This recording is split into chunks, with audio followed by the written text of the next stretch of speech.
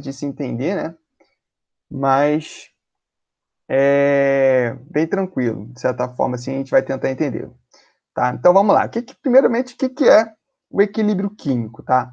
Então, para a gente entender o equilíbrio químico, a gente tem que entender o que é, na verdade, um equilíbrio dinâmico. Porque, na verdade, o equilíbrio químico é um equilíbrio dinâmico que acontece nas reações químicas, tá? Então, para a gente entender, eu trouxe aqui esse exemplo aqui do estacionamento. Então, vamos lá, primeiro definição.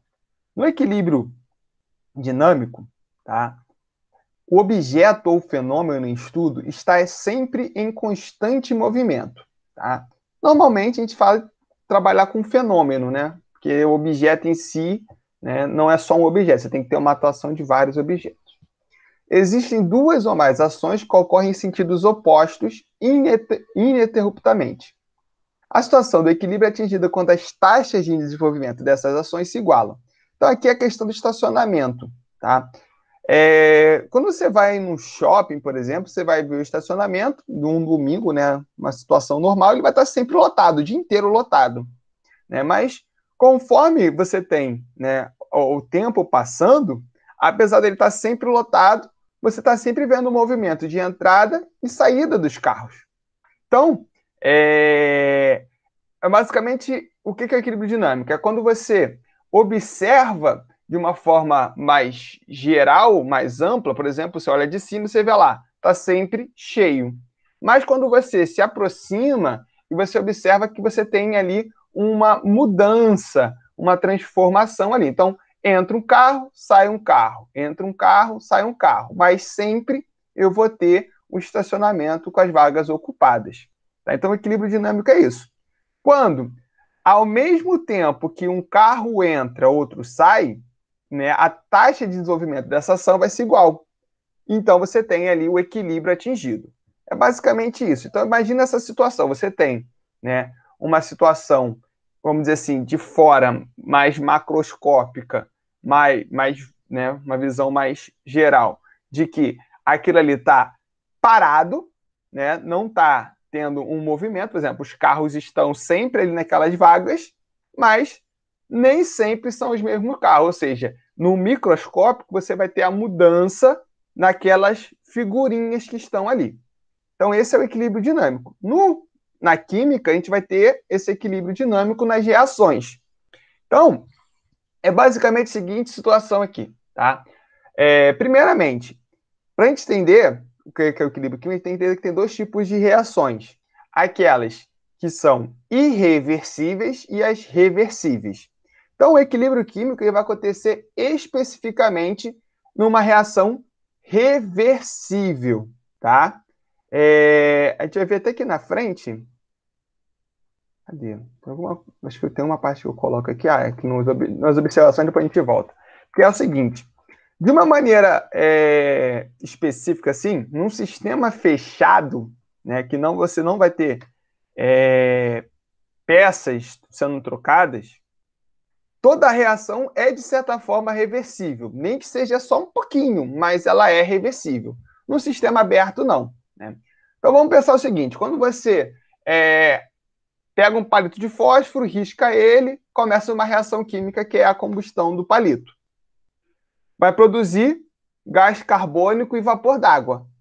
Você consegue pegar gás carbônico e vapor d'água que é produzido e transformar ele diretamente no palito novamente? Não. Então eu digo que essa reação ela é uma reação irreversível, tá bom? E aí o que acontece? Quando você tem, né, uma reação onde você consegue pegar o produto e esse produto ele se reagir entre si, transformar novamente nos reagentes, aí sim ela é uma reação reversível. Um exemplo é a transformação aqui, né, do hidrogênio, gás, mais o gás iodo em ácido iodídrico, tá? Aí a gente está aqui, né, observando o seguinte: você vai ter duas reações. Primeiro, o H2 reagindo com o I2 se transformando em HI. Né? No caso, 2HI aqui, 2 mols dele. Essa é a reação direta, tá? Que é a reação que faz do reagente produto. Por que eu posso considerar essa reação reagente produto? Porque os reagentes são quem eu misturo no início. Então, no início eu tenho H2 e 2, eu vou lá e misturo eles. E aí, essa reação gera o HI, por isso que eu chamo de reação direta. Porém, à medida que eu produzo o HI, ele vai sofrer a decomposição para gerar novamente H2 e 2, tá? E aí, o que vai acontecer? No primeiro momento, eu vou ter uma taxa de desenvolvimento, uma velocidade muito maior do sentido direto do que no sentido inverso, tá? Por que isso? Por causa das quantidades. A gente estudou em cinética química, não sei se você pegou essa aula, né? Mas a gente estudou em cinética química que um dos fatores que aceleram a reação é a concentração. Quanto maior a concentração de reagente, mais rápida a reação, tá? Aqui a gente tem uma situação hipotética, né, de uma reação, imaginando que a gente estivesse acontecendo ela, e eu fosse medindo a concentração. Então, no início da reação, no tempo zero, eu pego 1 mol por litro de H2 e 1 mol por litro de 2. Como eu não comecei a reação ainda, a quantidade de HI vai ser zero. Eu vou lá e misturo. Espero um tempo. A partir, sei lá, 1 minuto depois, eu vou lá, pego uma amostra e vou medir as quantidades. Eu percebo que eu tenho agora 0,80 de H2, 0,80 de 2 e eu tenho 0,40 de HI. Perceba a questão da quantidade, é importante aqui da reação, entender, né? Você já viu aqui que a reação é 1 mol de H2 mais 1 mol de 2, formando 2 mols de HI. Então, quando eu passo de 1 para 0,80, eu percebo que eu reagi 0,2 mols por litro, e então eu vou produzir 0,40, porque a cada um desse eu produzo 2 desse. Então é 0,40, por isso, né, esse valor aqui. Então, eu percebo que a reação está acontecendo, né, de uma forma macroscópica, porque eu vejo uma diminuição no H2 e no I2 e um aumento do HI. No tempo 2, essa continua acontecendo, ou seja, eu continuo percebendo uma mudança, uma variação. 0,60, 0,60 e 0,80. A mesma coisa acontece no tempo 3. De 0,60 vai para 0,40, 0,40, 1,20 até o tempo 4. A partir do tempo 4, independente das quantidades que eu vou pegando, né, 4 minutos depois, 5 minutos depois, 6 minutos depois, eu percebo que eu não mais vou ter a mudança na concentração. Do 4 para o 5 e do 5 para o 6, a concentração permanece a mesma. E aí, o que acontece quando você olha para cá? Quando você vê que não muda a quantidade de H2 e de 2 e de HI, você vai pensar o seguinte, espera aí, então a reação parou de acontecer, né?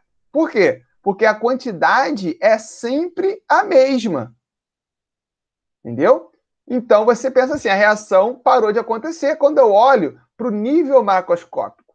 Mas, o que vai acontecer que é o seguinte, eu tenho H2 e 2 e HI. Mas eu tenho um só deles? Não. Eu tenho 0,20 aqui, 0,20 aqui.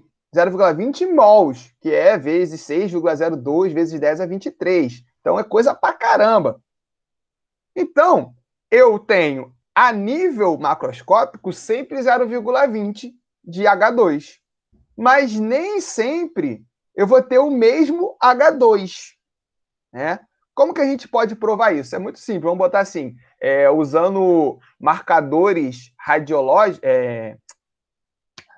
radioativos, né? Você bota lá um hidrogênio radioativo no meio, você vai perceber que ora esse hidrogênio vai estar desse lado, ora ele vai estar desse lado na forma de HI.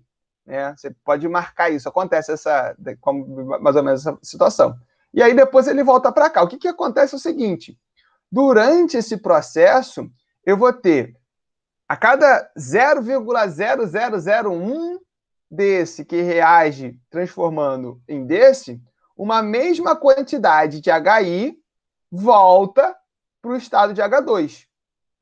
É a questão do equilíbrio dinâmico, como eu falei. Eu tenho sempre 0,20, mas aí eu tenho um H2 se transformando em HI e um HI se transformando em H2 no mesmo tempo. Então, a reação está acontecendo, né? sempre nos dois sentidos, na mesma velocidade, de forma que a quantidade nunca mais vai mudar. Esse é o equilíbrio químico, beleza? Então, aqui a gente tem, né, a relação mais ou menos aqui para a gente entender, um gráfico só para ver, que seria aqui no primeiro tempo, né? Tempo zero, só vou ter H2 e I2. H2 é as bolinhas brancas e I2 as bolinhas roxas. Entre o tempo 1 e o tempo 3, eu vou ter, né, a reação acontecendo. Então, eu tenho lá H2 e 2, mas eu tenho já a transformação do HI, eu já tenho quantidades do HI.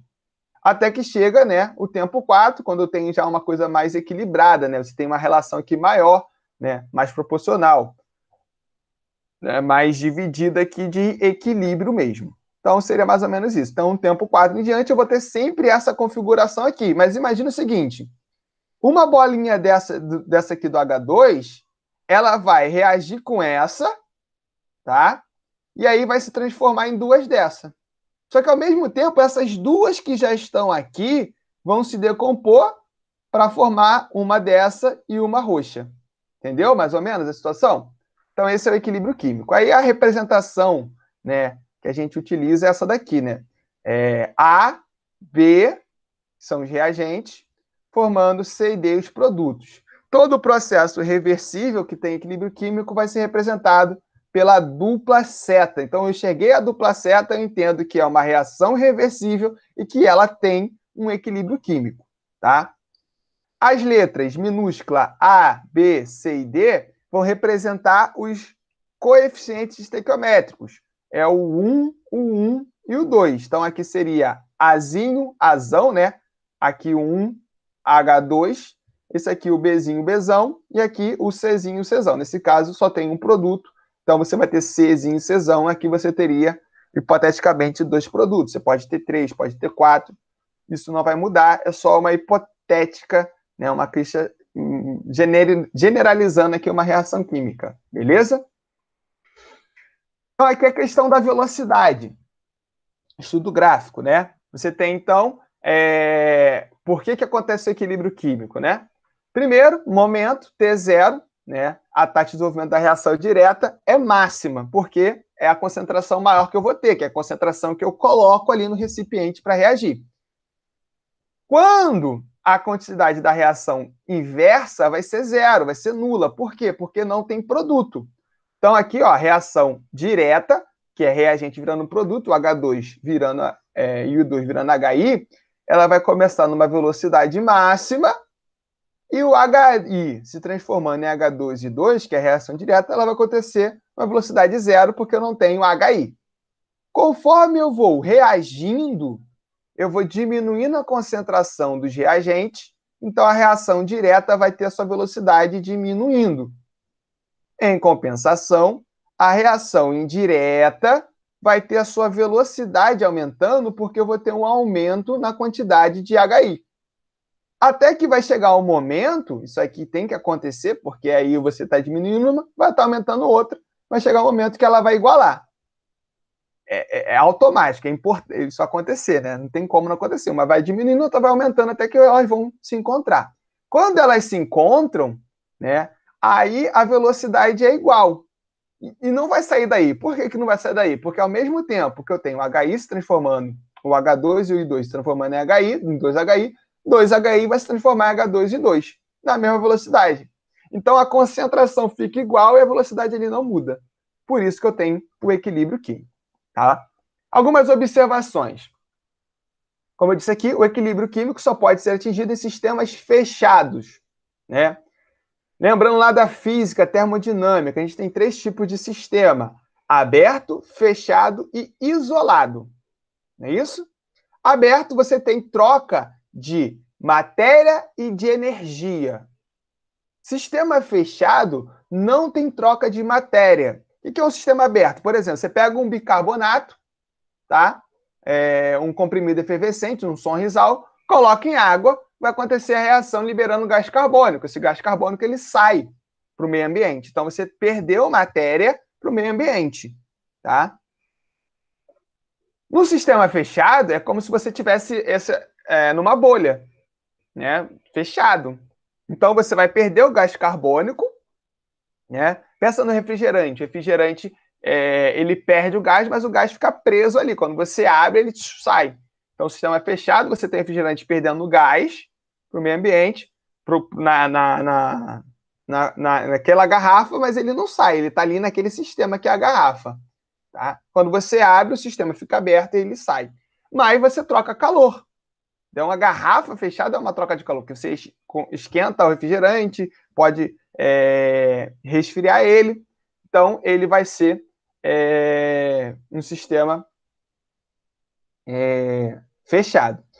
E o sistema isolado é aquele que você não troca nem matéria nem calor, que seria uma garrafa térmica, mais ou menos, né? Não um sistema completamente isolado, mas você mantém ali um calor, uma energia e você não perde a matéria. Seria basicamente isso. Então, em sistema fechado, toda reação química é reversível em maior ou menor grau. Pode ser que ela é muito pouquinho, o grau é tão pequeno que para a gente seja praticamente irreversível, mas ela tem uma reversibilidade ali. Pode ser muito difícil ela voltar, fazer o sentido inverso, mas 0,001% acontece. A questão que eu falei, as propriedades macroscópicas de um sistema equilíbrio, como concentração, densidade, massa e cor, permanecem constantes. Isso é interessante, em equilíbrio químico você não tem alteração. Então, por exemplo, uma reação que acontece, por exemplo, a gente viu lá na explosão de Beirute, né, aquela fumaça marrom, avermelhada, cobreada acontecendo. Aquela ali é a formação do NO. Tá? Num sistema fechado, no equilíbrio químico, se você tem a formação do NO, que ele é marrom, aquela fumaça vai continuar marrom. Aí você tem a transformação do NO2 em N2O4, que é incolor. Tem uma reação que acontece. E se você tiver essa mudança de incolor para marrom, está acontecendo reação. Ou de marrom para incolor. Seria mais ou menos isso.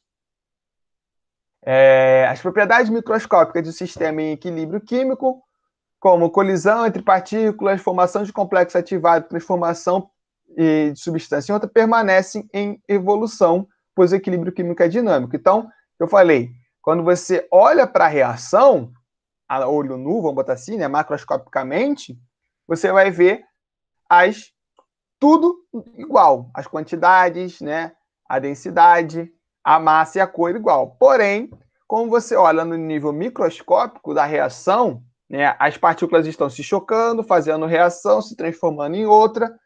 Isso vai acontecendo o tempo todo, mas você não percebe essa mudança no nível microscópico, mas macroscópico.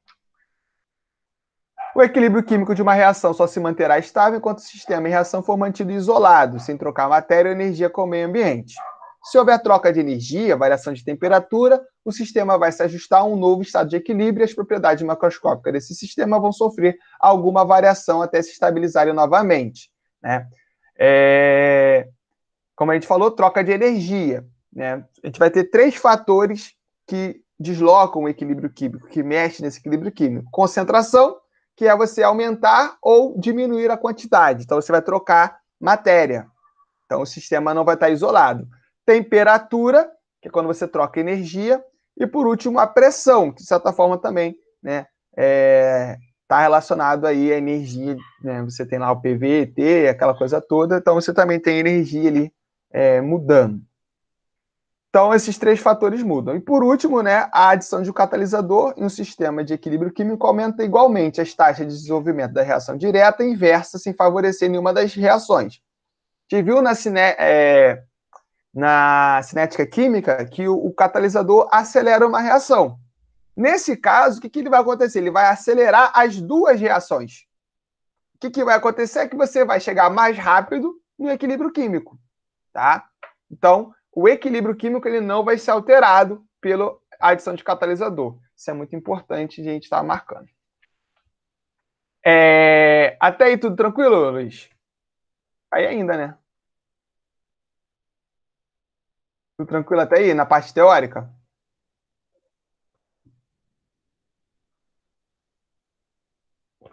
Suave, né?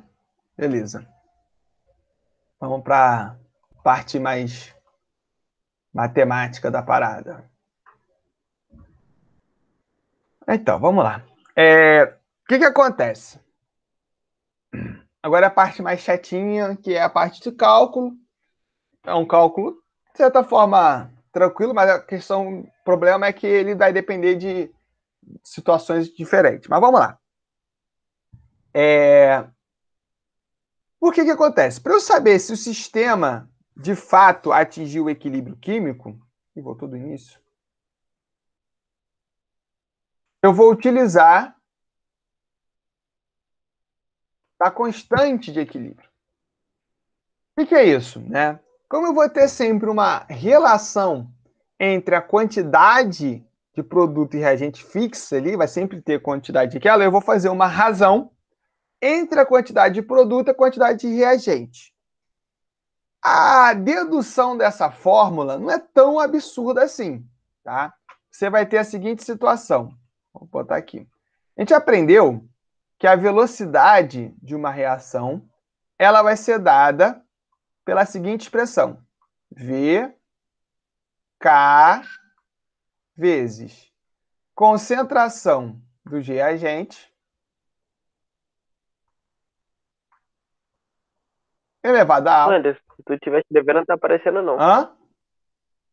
Se tu estiver escrevendo alguma coisa. Tá Ah, aparecendo de tá, lá cima, em cima, não? agora eu vi. Tava tapando com o bagulho de gravar. Ah, tá. Tem que eu escrever mais embaixo? Seria uma boa. Tem mais embaixo aqui, peraí. Deixa eu apagar isso aqui.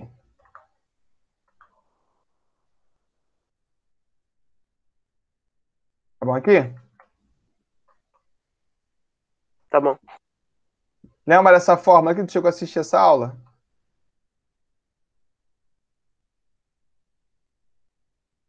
Já tinha assistido antes, mas eu acho que contigo eu não assisti, não.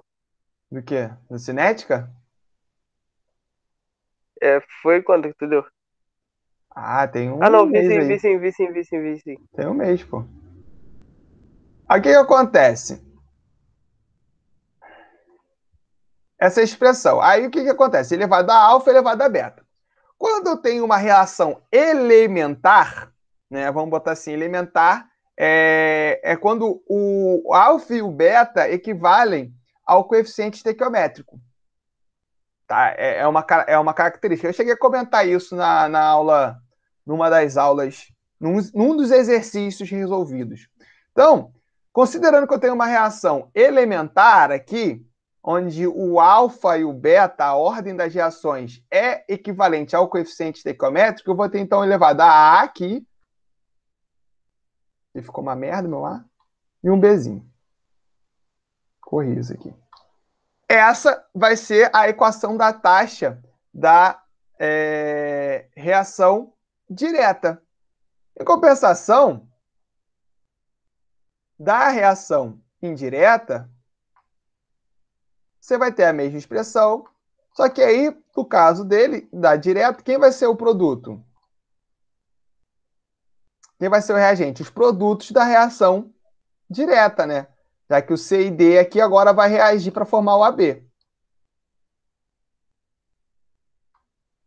Vou tentar ir mais qualquer jeito aqui, gente. Escrever com o mouse é sempre uma... Beleza. Tá até melhor que no início. Mas seria isso aqui, aí Czinho aqui, Dzinho aqui. Como no equilíbrio químico eu vou ter que V da relação direta é igual o V da reação indireta, eu posso igualar essas expressões. E aí, o que a gente aprende na matemática? Se eu tenho uma constante dividido por uma constante, eu gero uma terceira constante. Então, se eu pegar esse K daqui, K da reação direta, e o K da reação indireta, que eu vou igualar eles, né? Vou igualar essas duas expressões aqui. E passar um para um outro lado, um para o mesmo lado do outro, esse KI vai passar para o outro lado, dividindo, já que ele está multiplicando. Então, eu vou ter essa expressão aqui, ó. KC, K direto, K inverso. Como os dois são constantes, eu vou gerar uma terceira constante que eu chamo de KC. Perceba aqui, olha que detalhezinho, né? Para mim é praticamente nulo, né? Mas esse K é diferente desse K aqui, né? Esse K aqui seria um K minúsculo, o K maiúsculo é a constante de equilíbrio, que a gente pode chamar tanto de Kc ou de Kp. Kc quando eu trabalho com a concentração, Kp quando eu trabalho com a pressão. A gente vai ver a diferença disso com calma. Então, o que vai ser esse K aqui? Vai ser o Kd, né, da cinética, dividido pelo Ki. Então, você vai ter o Kd, aí você vai fazer, na hora de fazer a conta, vai ficar isso aqui, né? C elevado a C. Então, esse aqui vai inverter, né? Vai inverter aqui o produto. Esse aqui vai ficar em cima e esse aqui vai ficar embaixo, tá? Então, é basicamente isso. Você desloca, né? Que vai ficar... É que não tem que fazer KD vezes AB vezes A vezes B igual a KI vezes C vezes D. Você passa o KI para lá e passa o AB para o outro lado. Então, vai ficar essa expressão aqui. KC, C elevado a C vezes D elevado a Dzinho, dividido por A vezes A elevado a A vezes B elevado a B. Então, é basicamente o quê? O KC vai ser o produto dividido pelos reagentes. Só que você tem o produto dos produtos, né, já que você está multiplicando um, dividido pelo reagente, elevado aos seus coeficientes estequiométricos. Tem um exemplo no final, fica mais fácil de entender. A mesma coisa vai acontecer com a constante de equilíbrio em termos da pressão parcial. Então, nesse caso da pressão parcial, o que eu vou ter aqui? Ó, né, o ideal é você usar todos os participantes são gases. Você pode ter uma reação com um gás só. Por exemplo, produz CO2, Sonrisal em água. Sonrisal é sólido, água líquida produz CO2. Se eu for expressar a constante de equilíbrio em termos da pressão parcial, eu só vou considerar o gás, que é o CO2, não as outras substâncias, tá? No caso da concentração, eu vou ter todas as substâncias que têm concentração. Mais para frente a gente vai falar detalhes sobre isso, tá? Observações só devem fazer parte da expressão, agora justamente isso que eu ia falar, né? Mais para frente agora. Só devem fazer parte da expressão de Kc as concentrações em quantidade de matéria que podem sofrer variações, como é o caso de solução, substância em solução. Então, existem dois tipos de solução, solução líquida ou solução gasosa, tá? Então, no caso do Kc, eu só vou considerar o que está em solução líquida, em aquoso ou outro líquido, se for o caso, mas raramente vai acontecer, ou os gases, né? Então, por exemplo, o ar atmosférico é uma solução gasosa de oxigênio e CO2 em gás nitrogênio, que seria o que está em maior quantidade. A concentração em quantidade de matéria de uma substância no estado sólido é constante. Então, nesse caso aqui, ó, tem que sofrer variações. Aqui é constante. Então, o que vai acontecer? Toda substância que está sólida, né, vai virar constante. E aí, ó, Kc vezes a constante, que é a concentração, vai virar o próprio Kc. Então, vai multiplicar aqui, então vai estar junto. Ou seja, o que resume isso? Você não coloca substâncias sólidas na expressão do Kc. Por isso que é importante as legendas, tá? Na expressão de Kp entram apenas substâncias que se encontram no estado gasoso, pois a pressão parcial de sólidos e líquidos é desprezível. Por último, a constante de equilíbrio é a característica de cada reação e também da temperatura, ou seja, o valor de Kc ou Kp para uma mesma reação só deve variar se a temperatura variar, tá? Você entendeu essa parte aqui? Na hora de construir, deixa eu ver se tem. Aqui tem algum exemplo? Aqui tem, mas é tudo gasoso. Deixa eu ver se tem alguma assim no gás.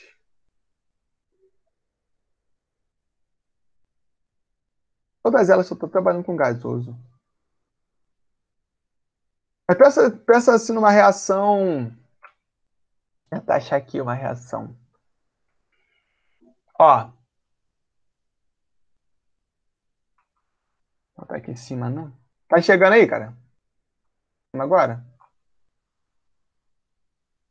Tá atrás do negócio de gravar de De novo. novo, né? Bota um pouquinho mais pra baixo. Bota aqui embaixo aqui. Essa reação aqui, Ca, CO3.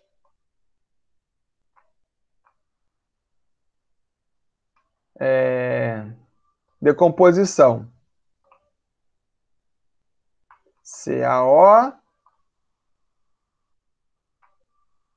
decomposição térmica, com calor, mais CO2. Vamos dizer que acontece isso aqui.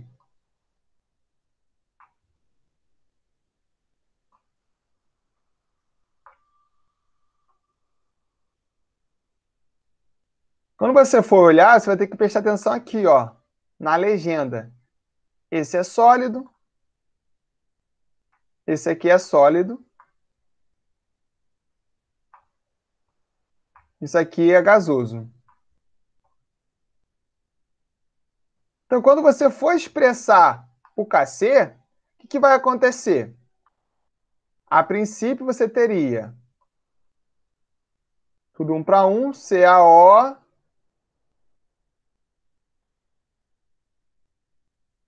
vezes CO2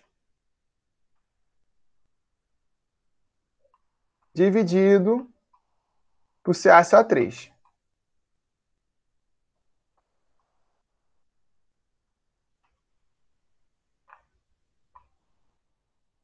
O que acontece? Supondo que isso aqui seja um valor constante, o valor constante é um valor fixo, por exemplo, 2, 3, 6, 10, 20. E esse aqui também seja, porque os dois são sólidos, quando você pesar 10 do CaO e 5 do CaCO3, 10 sobre 5 vai dar uma terceira constante, que é 2. Né? Quando eu passo esse cara para o outro lado, essa constante vai multiplicar aqui, gerando uma outra constante. Então, o que vai acontecer? Esses valores aqui, por serem constante, eles vão estar diretamente aonde? No Kc. Então, só o CO2 é quem vai mudar a concentração. Então, só ele aqui é que não vai ser constante. Então, só ele que eu vou considerar. Nessa reação, o Kc vai ser a concentração de CO2. Né? Seria basicamente isso. Tá? A mesma coisa para o Kp, porque eu considero só gás. No caso do Kp, eu só vou considerar gás mesmo. Uma reação que tenha bicarbonato, que libera gás e ácido H3O+, você vai ter só o CO2 no Kp. Tá bom? Então seria basicamente isso aqui. Vamos continuar aqui. Interpretando o valor do Kc e do Kp. Tá? De acordo com o valor do Kc e do Kp, você consegue ter uma noção se aquela reação ela vai me gerar mais produto, menos produto, mais reagente. E aí você tem uma ideia se aquela reação é viável ou não. Tá? Então, como você vai ter que o Kc é a relação do produto sobre os reagentes, se você tem um valor muito baixo de Kc, significa que você tem maior quantidade de reagente e menor quantidade de produtos. Por exemplo, aqui, ó, Kc 0,01. Tá? O reagente está em azul e o produto está em amarelo. Pensa que você é uma indústria que faz uma reação química para transformar um produto que você quer vender. É vantajoso você fazer uma reação com Kc abaixo de 1? Não.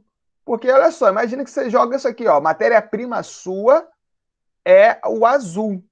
Aí, da matéria-prima, você só consegue transformar de 100, né? Vamos botar aqui, tem 100, eu acho, né? 8, 80, vamos botar. De 80, você só consegue que 4 virem produto. Você não vai fazer essa reação porque você vai estar jogando o material fora. Tá? Quando o K é igual a 1, significa que você vai ter ali 50% de cada um. Então, o produto é igual ao reagente. Tá? Então, você produz a mesma quantidade ali, então já fica melhor.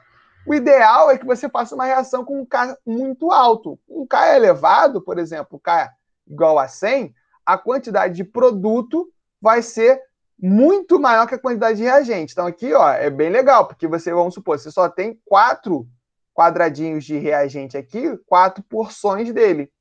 Então, significa que você conseguiu gerar muito produto, então essa reação ela é viável, você vai vender bastante produto ali, você tem uma perda muito pequena. E aí, o importante de estudar o equilíbrio químico é que você consegue, né, uma reação que tenha um Kc muito baixo, você pode estudar ela para transformar ela numa reação com Kc muito alto. por exemplo, mexendo na temperatura, né? Lembrando que quem vai mudar é a temperatura.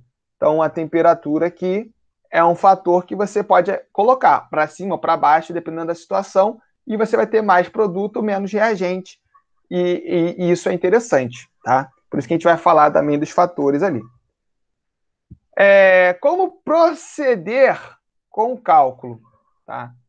Então, aqui a gente vai ter alguns exemplos para a gente poder entender como se calcula o KC, tá? E o KP também, acho que outro é KP, no caso, né? Isso mesmo. Então, considere que em um laboratório foi feito o seguinte experimento. Vou trocar aqui para o apontador ficar mais fácil. Colocou-se um recipiente fechado de capacidade igual a 5 litros, a temperatura T, uma quantidade de matéria igual a 2 mols de gás nitrogênio, N2, 4 mols de gás hidrogênio, H2, isso no início. Então, vamos lá.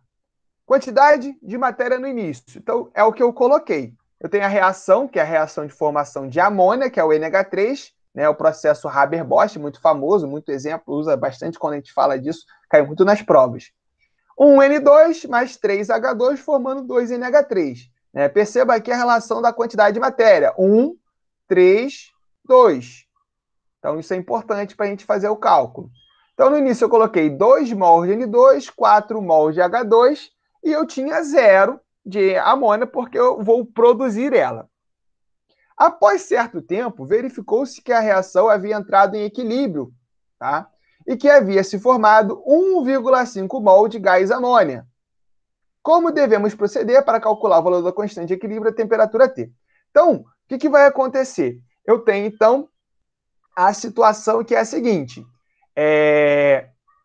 No início eu tinha isso, e no final, o que ele percebeu? Que tinha 1,50 mol.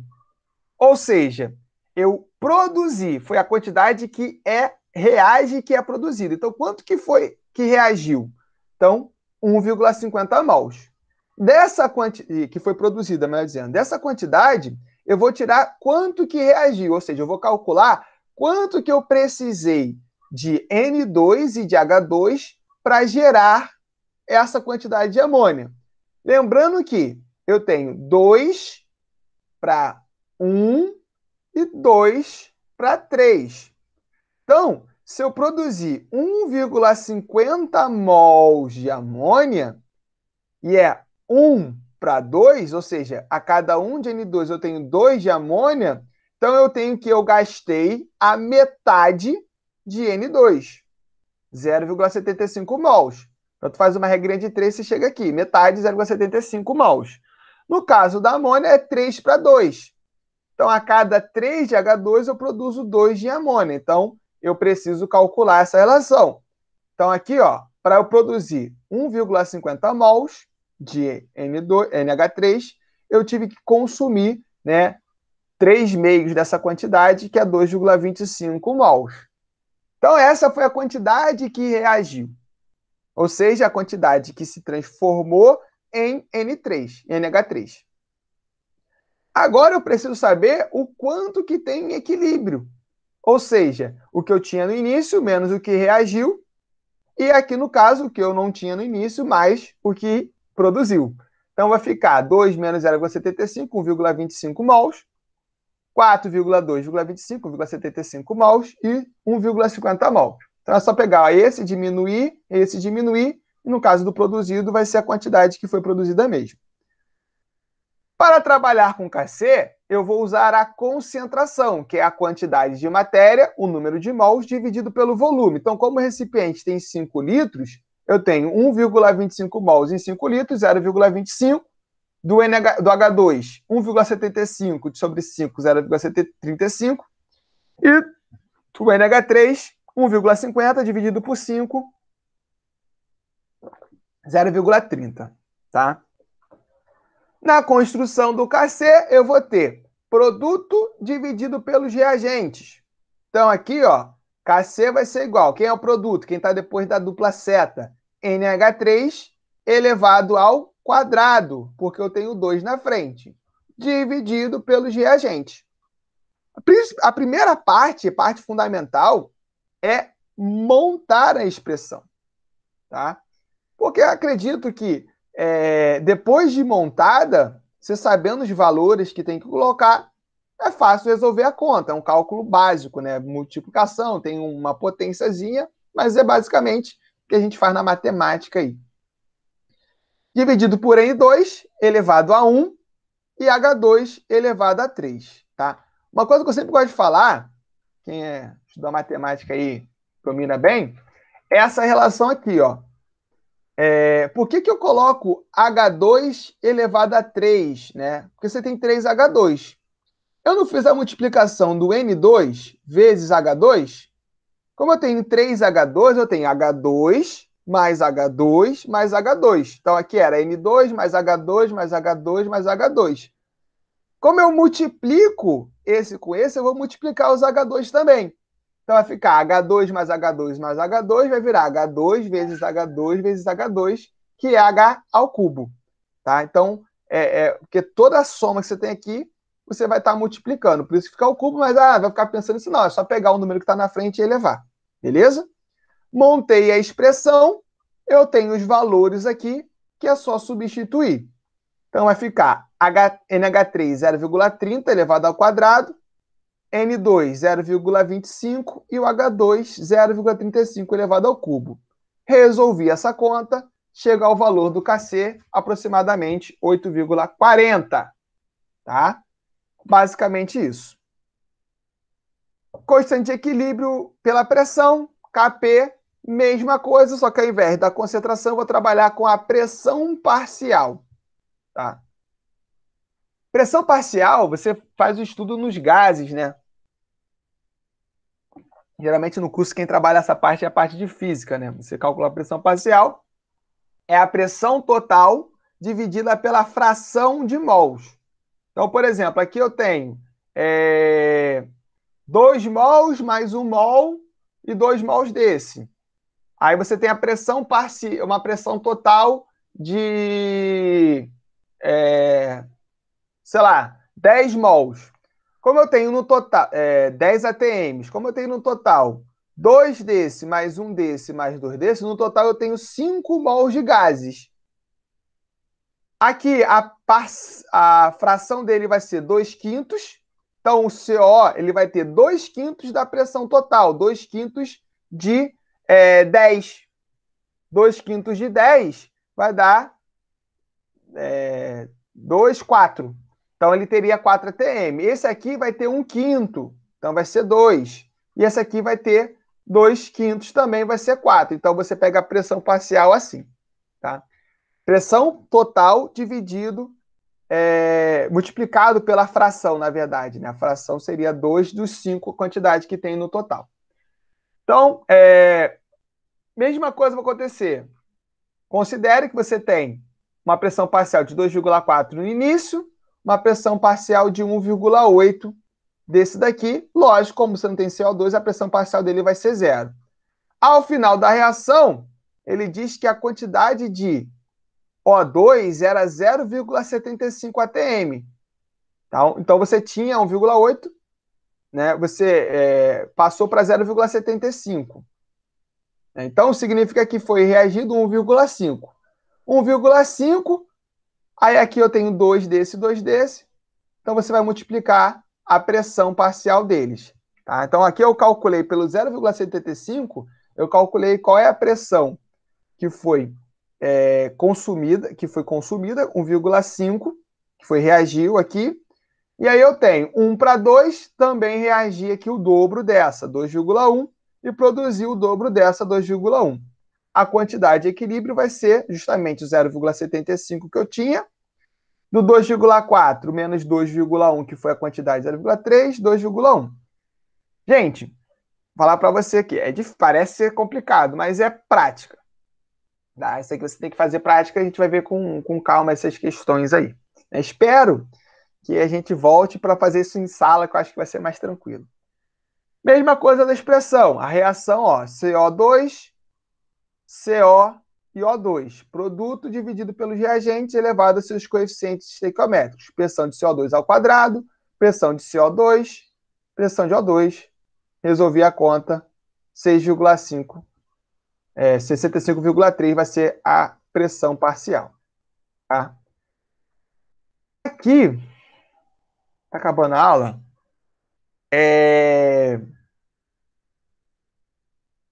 Eu ia falar da relação, que eu posso falar isso mais para frente. Não é muito comum cobrar isso em prova, mas é a relação entre o Kp e o Kc de uma reação. Tá? Ela vem de um cálculo com a questão da lei de Clapeyron, tá? Do PV igual a nRT. E aí você calcula isso, né, para a relação da pressão e do mol, a relação do número de mols com a pressão, né? Lembrando que você tem lá PV igual a nRT. Vou botar aqui. P igual a N R T. Quando você pega esse V e passa para cá, para o outro lado, você vai ficar com a seguinte expressão: P igual a N sobre V vezes RT. Já é o Bruno? Terminando aqui rapidinho essa explicação. Tamo junto, irmão. Fecha aí o raciocínio. Porque chegou 15 minutos atrasado o aluno. Aí, o que é NV, gente? NV é a concentração de mol por litro. Então, olha só. Pressão, concentração. Kp, Kc. Só que como você tem a variação do número de mols, então aqui é o ΔN. Então é a variação do número de mols durante a reação. O que é esse ΔN? Só para a gente observar aqui, ó. Eu tenho essa reação que eu ia fazer o exemplo, depois eu termino ele com calma. Um PCl5, um PCl3, um Cl2. Delta é final menos inicial.